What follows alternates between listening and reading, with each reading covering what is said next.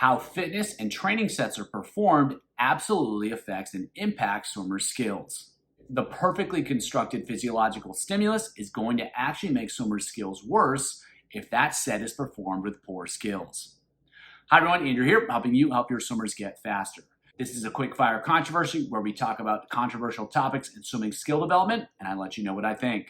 If there's one you want addressed, drop it in the comments below. Any training stimulus is only going to be effective if swimmers are performing that stimulus with good skills. If they're not, they're practicing poor skills, and if they're practicing poor skills, those are the skills that are going to show up in races. This is one of the most important yet most ignored concepts in swimming training. Every lap swimmers swim matters. Every lap, they're going to be practicing swimming at a certain stroke length, at a certain stroke rate. They're going to be practicing their breathing. They're going to be practicing their breakouts. They're going to be practicing their underwaters. They're going to be practicing their turns. It all matters, and it matters if it's done well or if it's not done well. When swimmers make mistakes in races, they're almost always practicing those mistakes in training. Sometimes there's one-off mistakes, but in many cases, they're simply habits, but in many cases, they're simply constantly rehearsed habits.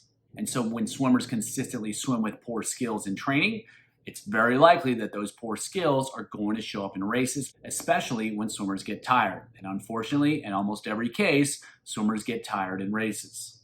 All training is practice. Even if swimmers' heart rate is exactly where you want it to be, if they're practicing poor skills, it's going to have a very different impact on their overall performance as compared to whether they're practicing with perfect skills. For better or for worse, you cannot separate the two.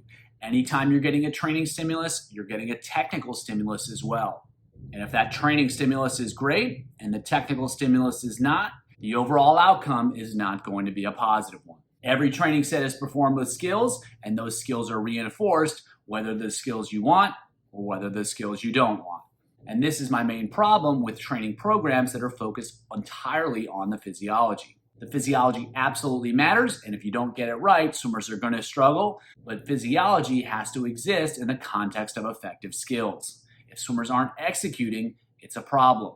It's not a good set if the physiology is perfect and the skills are sloppy.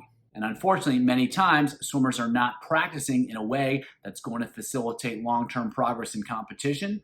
But if swimmers are asked to execute their skills correctly, and then swimmers are challenged to hold those skills together under increasing amounts of physiological pressure, things are going to work out much better. And ironically, skills are even more important the more intense the training is, because that context better represents racing. So if swimmers are using poor skills in high-intensity sets, they're much more likely to execute with poor skills in actual races. For more on how to challenge skills and develop physiology at the same time, check out the video here.